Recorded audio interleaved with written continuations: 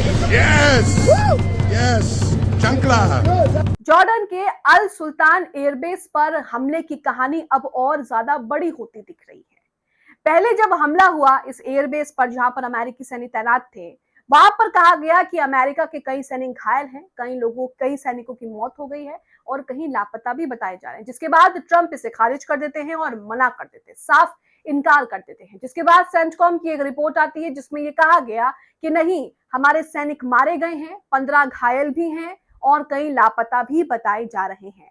अब एक और रिपोर्ट आ रही है, वॉल स्ट्रीट जर्नल की रिपोर्ट सामने आती है और रिपोर्ट में यह कहा गया कि जो हमला हुआ था, हमले में मानव संचालित और ड्रोन विमान भी नुकसान की चपेट में आए हैं। तो यहां आप देख रहे हैं कि ये सिर्फ एयरबेस की कहानी है, सिर्फ जॉर्डन में अल सुल्तान एयरबेस की कहानी है। जो बाकी एयरबेस है जहां पर लगातार हमले हो रहे हैं, जहां पर मिडिल ईस्ट में जहां जहां अमेरिकी सैनिक तैनात है, वहां क्या हाल हो रहा होगा।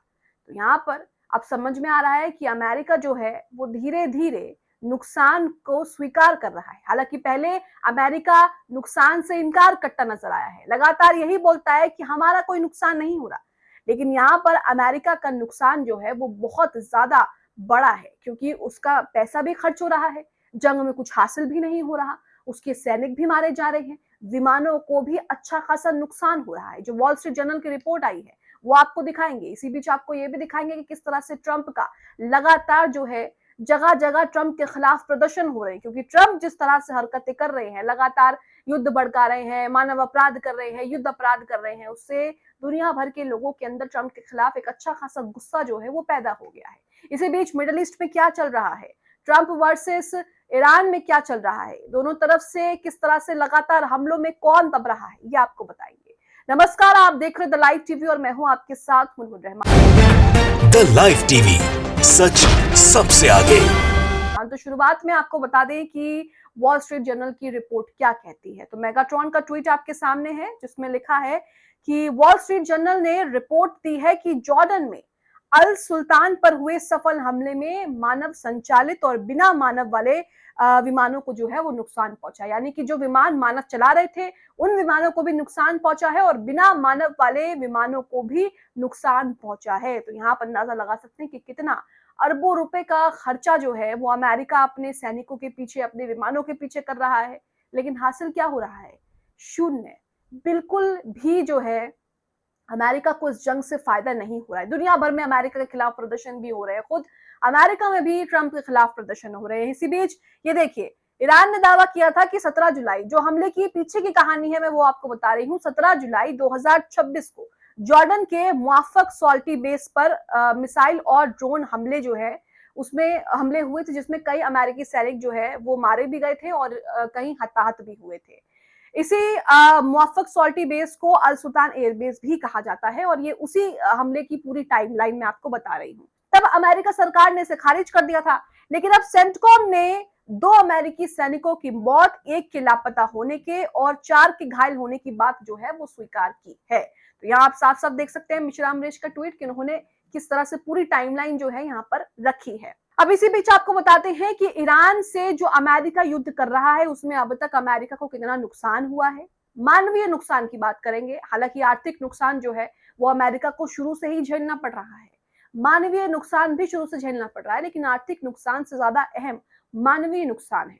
लगातार अमेरिका अपने सैनिक जो है वो इस जंग में शहीद करवाने के लिए भेज रहा है और इस जंग को भड़का रहा है।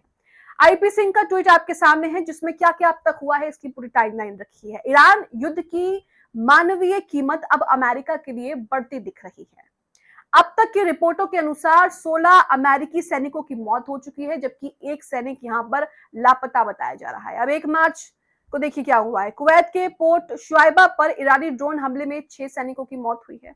8 मार्च की बात करें तो सऊदी अरब के प्रिंस सुल्तान एयरबेस पर ईरानी हमले में घायल हुए 1 सैनिक की बाद में मौत हो गई। 12 मार्च पश्चिमी इराक में KC 135 सैन्य विमान दुर्घटना में 6 सैनिकों की मौत बताई जा रही है। 1 जुलाई की बात करें तो हेलीकॉप्टर दुर्घटना में अमेरिकी नौसेना के 1 पायलट की मौत हुई है। 17 जुलाई यानी कि आज से सिर्फ 2 दिन पहले 17 जुलाई जॉर्डन स्थित एक अमेरिकी सैन्य अड्डे पर हमले में 2 सैनिकों की मौत, जबकि 1 सैनिक लापता बताया जा रहा है। इन मौतों के अलावा 400 से अधिक अमेरिकी सैनिकों के घायल होने की सूचना है। हमने हेलीकॉप्टर भी देखे हैं जिसमें वो जॉर्डन एयरबेस से लगातार आधी रात में अपने सैनिकों को, घायल और मृत सैनिकों को वहां से उठा रहे हैं। तो ये तस्वीरें दिखाता है कि ईरान किस तरह से अपनी रणनीतियों से लगातार इस जंग में अमेरिका को मात दे रहा है और पीछे खदेड़ रहा है। अब यहाँ पर समझदारी दिखाने की बारी अमेरिका की है कि वो किस तरह से अपने मानवीय नुकसान को जो है वो कंट्रोल करे और अपने लोगों को इस जंग में शहीद होने के लिए ना भेजे। इसी बीच कनाडा में अमेरिका के जो राष्ट्रपति हैं डोनाल्ड ट्रंप, उनके खिलाफ जबरदस्त प्रदर्शन हो रहा है। प्रदर्शन की तस्वीर आपके सामने है। अभी हर कोई कनाडा में ट्रंप से नाराज है। यहाँ पर देखिए आसिफ अली ने इन तस्वीरों को शेयर किया है और ट्रंप के साथ किस तरह का व्यवहार कैनेडियंस कर रहे हैं ये आपके सामने है। जूते चप्पल जो है उनके पोस्टरों पर बजाए जा रहे हैं, देखिए।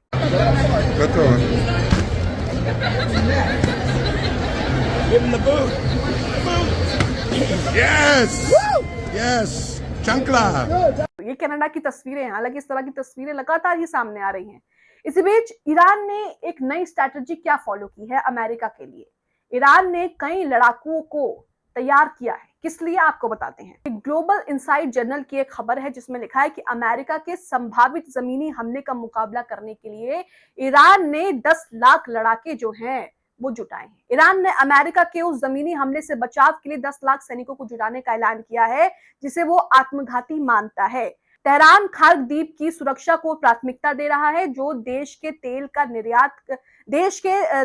तेल निर्यात का लगभग 90% हिस्सा जो है वो संभालता है। तो यहाँ आप देख रहे हैं कि किस तरह से ईरान जो है वो बहुत ही चालाकी से, बहुत ही सोच समझ के अपनी अगला कदम जो है वो रखता है और यही चीजें ईरान को इस जंग में जो है वो लगातार जिता रही हैं, या फिर यूं कहें कि लगातार ईरान का ही पलड़ा जो है वो इस जंग में भारी है। अधिकारी ने चेतावनी दी है कि स्ट्रेट ऑफ हॉर्मूज को जबरदस्ती खोलने की अमेरिका की कोई भी कोशिश आत्मघाती कदम होगी। साथ ही उन्होंने इस रणनीति जलमार्ग को बंद करने और विदेशी सेनाओं को खदेड़ने के लिए ईरान की तैयारी पर जोर दिया है और उनकी तैयारी आपके सामने है। वहीं खबरें तो ये भी आ रही हैं कि ईरान ने एक नई रणनीति निकाली है जिससे जो उसकी मिसाइलें हैं वो अमेरिका के एयर डिफेंस सिस्टम को फेल कर देंगी, यानी कि अमेरिका का एयर डिफेंस सिस्टम उन मिसाइलों को ट्रैक करने लायक नहीं रहेगा। तो ये तमाम चीजें, तमाम रणनीतियां हैं जो ईरान को अमेरिका से ऊपर दिखा रही हैं। डोनाल्ड ट्रंप खुद कह रहे हैं कि हम ये मानते हैं कि हमारा मुकाबला जो है वो एक बहुत ताकतवर देश से, अब और क्या चाहिए। खुद डोनाल्ड ट्रंप अपने मुंह से इस बात को स्वीकार कर रहे हैं कि हमारा जो मुकाबला है वो एक बहुत ताकतवर देश से है। इसी बीच एक और खबर आ रही है, यहाँ पर देखिए। अब देखिए एक बड़ी खबर आ रही है आपकी स्क्रीन पर। ईरान ऑब्जर्वर का ट्वीट है जिसमें लिखा है, ये दिखाता है कि अमेरिका कितना डरा हुआ है इस वक्त। बड़ी खबर, यूएई के बंदरगाहों और हवाई अड्डों पर हमले की ईरान की धमकी के बाद अमेरिका ने कल रात ईरान के आम नागरिकों से जुड़े बुनियादी ढांचे को निशाना बनाने से परहेज किया है, यानी कि निशाना नहीं बनाया है। और अगर वो निशाना बनाते तो उन्हें पता है कि क्या होगा, इसलिए यहाँ पर अमेरिका जो है वो चुपचाप खामोश बैठा है। इसी बीच एक तस्वीर आ रही है कुवैत से जहां पर लिखा है कि Iran will destroy all American basis in Kuwait. TMT का ये ट्वीट है। यहाँ पर मैं आपको तस्वीर दिखा रही हूँ कि कुवैत में अमेरिका का जो एयरबेस है उसकी क्या हालत है। देखिए परखच्चे उड़ा दिए, इतना जोरदार धमाका हुआ कि एयरबेस के परखच्चे ही जो है वो उड़ा दिए। तो ये हालत ईरान ने अमेरिका की करती है, जहां जहां अमेरिका के सैन्य एयरबेस है और जहां जहां अमेरिका जो है वो अपनी छाप छोड़ रहा है, वहां वहां ईरान जो है वो अमेरिका को खदेड़ने में लगा हुआ है। कमेंट बॉक्स में खबरों को लेकर अपनी राय जरूर दें। द लाइव टीवी, सच सबसे आगे।